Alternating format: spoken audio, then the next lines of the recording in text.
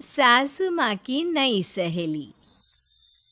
प्रिया kitchen में चाय बना रही होती है और सुमन ड्राइंग रूम में बैठकर मजे से टीवी देख रही होती है। तभी दरवाजे की घंटी बजती है। प्रिया, जरा देखना तो कौन आया है। देखती हूँ मम्मी जी। प्रिया दरवाजा खोलती है तो सामने पड़ोस वाली विमला आंटी खड़ी होती है। नमस्ते आंटी जी, कैसी हैं आप? मैं तो बिल्कुल ठीक हूँ बेटा, पर तेरी सास को क्या हुआ है? आजकल कहीं दिखती ही नहीं है। जब देखो तब टीवी के आगे जमी रहती है। अंदर तो आइए आंटी। अरे ओ दीपक की अम्मा, कहाँ हो? अरे बिमला, आओ आओ, क्या बात है, बड़े दिन बाद याद आई तुम्हें मेरी। मैं तो हमेशा ही तुम्हें याद करती हूँ, पर तुम ही गायब रहती हो और आजकल तो बाहर भी नहीं आती जाती। तबीयत तो ठीक है ना तुम्हारी? अरे तबीयत को क्या होना है, इस उम्र में तो कुछ ना कुछ लगा ही रहता है। मेरी छोड़ो, तुम ये बताओ कि क्या चल रहा है गली मोहल्ले में। तुम गली मोहल्ले की छोड़ो, चल तो तुम्हारे पड़ोस में रहा है। तुम्हारी नई सहेली आई है। मेरी कौन सी नई सहेली? मैं तो यहाँ बस तुमसे बातचीत कर लेती हूँ, या फिर बाजू वाली शर्मा की बहू से दो चार बातें कर लेती हूँ। इसीलिए तो कहा कि तेरी नई सहेली आई है। अब कोई पड़ोस में आया है तो बात तो होनी ही है। कम से कम इसी बहाने हमारा भी एक ग्रुप बन जाएगा। फिर सब मिलकर अपनी बहुओं की शिकायतें किया करेंगे। दोनों हंसने लगते हैं। तभी प्रिया चाय लेकर आती है और सामने टेबल पर रख देती है। दोनों चाय पीती हैं और बातें करते हैं। चलो मैं चलती हूँ, अब कल मिलते हैं। राम राम। अगले दिन प्रिया किचन में कुछ काम कर रही होती है और सुमन आराम से सोफे पर बैठकर मटर छील रही होती है। तभी डोरबेल बजती है। प्रिया दरवाजा खोलती है तो सामने उनकी नई पड़ोसन खड़ी होती है। जी, आप कौन? मैंने पहचाना नहीं। नमस्ते बेटा, मैं शारदा, आपके बगल वाले घर में अभी 2-4 दिन पहले ही शिफ्ट हुए हैं।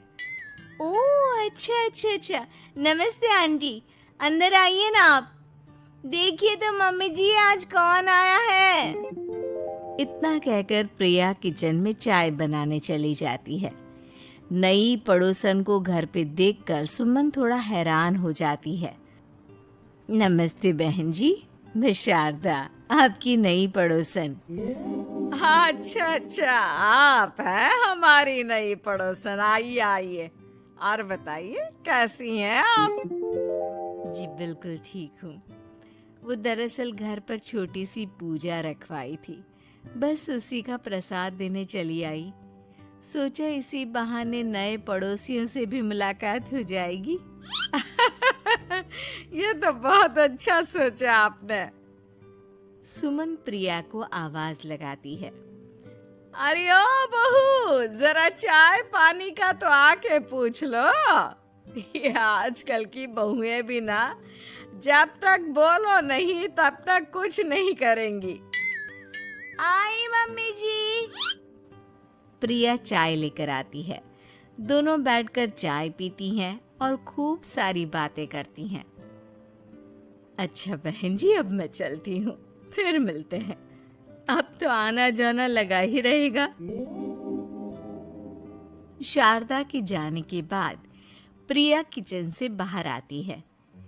क्या बात है मम्मी जी, आप दोनों को देखकर तो लगा ही नहीं कि पहली बार मिल रही हो। आप दोनों तो बिल्कुल बिछड़ी हुई सहेलियों की तरह बातें कर रही थी। अरे जब दो औरतें मिल जाती है ना, तो बातें अपने आप ही निकल आती है। अब तू अपने काम पर ध्यान दे, बातों पे नहीं। ऐसे ही कुछ दिन बीत जाते हैं। अब सुमन और शारदा अच्छी सहेलियां बन गई होती हैं। दोनों एक साथ मंदिर जाती, मार्केट जाती और कभी कभी तो विमला भी इनके साथ मिलकर खूब हंसी ठिठोली करती। एक शाम तीनों बैठकर सुमन के घर पर चाय पी रही होती हैं कि तभी बहुत तेज बारिश शुरू हो जाती है। सुमन जोर से प्रिया को आवाज लगाती है। प्रिया, ओ प्रिया, देख कितनी तेज बारिश हो रही है। जाके छत से सारे कपड़े ले आ, नहीं तो सब भीग जाएंगे। सुमन 2 बार आवाज लगाती है लेकिन प्रिया का कोई जवाब नहीं आता। शायद प्रिया कुछ काम कर रही है, इसीलिए कुछ जवाब नहीं दे रही। अरे काहे का काम, आराम फरमा रही होगी महारानी।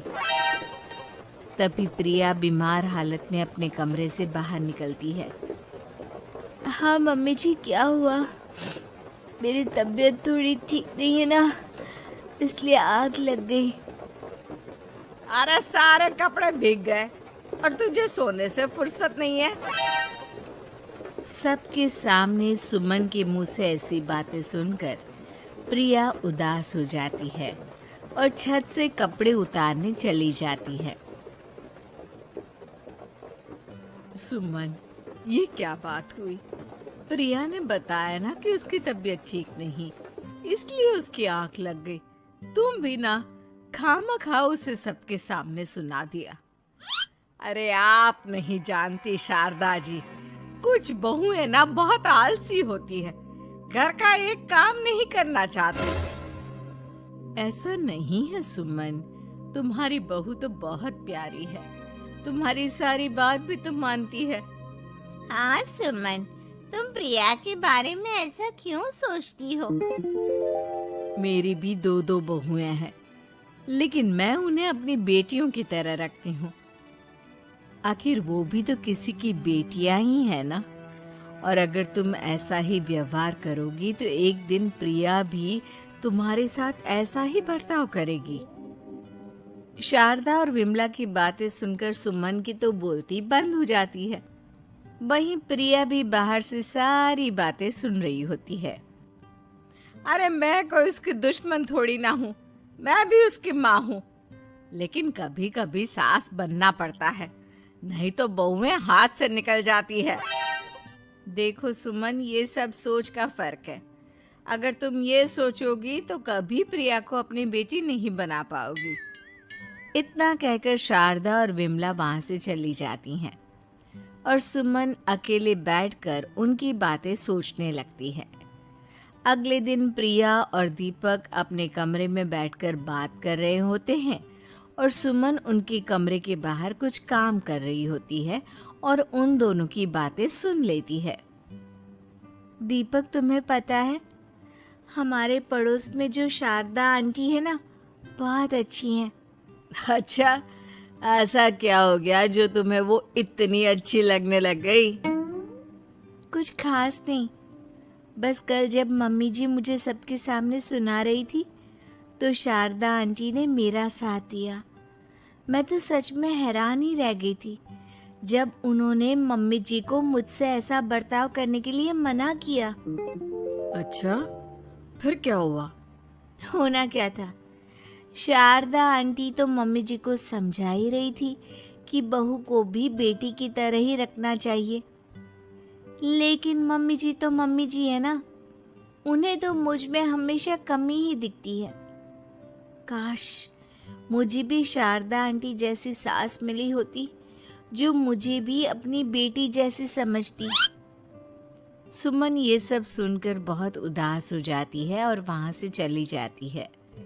प्रिया की बातें सुमन के कानों में बार बार गूंज रही थी। उसे बहुत शर्मिंदगी महसूस हो रही थी कि उसने प्रिया के साथ बहुत गलत किया है। अगले दिन सुमन शारदा और विमला को बुलाती है। क्या बात है सुमन, आज तूने ऐसे अचानक क्यों बुलाया? सब ठीक तो है ना? हाँ हाँ, सब ठीक है, तुम दोनों बैठो तो सही। तब तक दीपक और उसके पापा भी आ जाते हैं। प्रिया, तुम भी आ जाओ। क्या हुआ मम्मी जी, आपने बुलाया? हाँ प्रिया बेटा, मैं आज सबके सामने तुमसे माफी मांगना चाहती हूँ। मैंने आज तक तुम्हारे साथ बहुत बुरा व्यवहार किया है, लेकिन तुमने कभी भी मेरे साथ बुरा बर्ताव नहीं किया। मुझे अपनी गलती का एहसास हो गया है। हो सके तो मुझे माफ कर देना। प्रिया अपनी सास की बातें सुनकर हैरान हो जाती है। उसकी आंखों में आंसू आ जाते हैं। प्लीज मम्मी जी, आप मुझसे माफी मत मांगिए, मैं भी आपकी बेटी ही हूँ। वैसे एक थैंक यू तो मेरी नई सहेली को भी बनता है, जिसकी वजह से मुझे मेरी गलती का एहसास हुआ। शारदा बहन, आपका बहुत बहुत शुक्रिया जो आपने मेरी आंखें खोल दी। अरे क्या सुमन, तुम भी ना। तो फिर इसी बात पर चाय और पकोड़े हो जाए। हाँ हाँ, क्यों नहीं।